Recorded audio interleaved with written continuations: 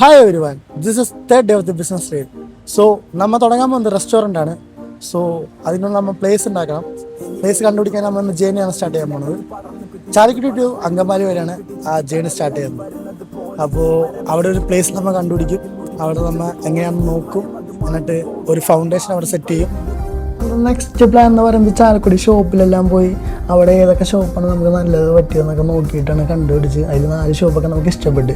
പിന്നീട് നമ്മൾ ഏത്തറിൻ്റെ ഷോറൂമിൽ പോയിട്ട് അവരെ സംസാരിച്ച് അവർ നമ്മളെ EMI സ്കീമെല്ലാം പറഞ്ഞു തന്നിട്ടു. ഇതെല്ലാം കഴിഞ്ഞപ്പോൾ നമ്മൾ അവിടെ നിന്ന് ഇറങ്ങിയതും പിന്നെ നേരെ വിട്ടത് അങ്കമാലിക്ക് കണ്ടു.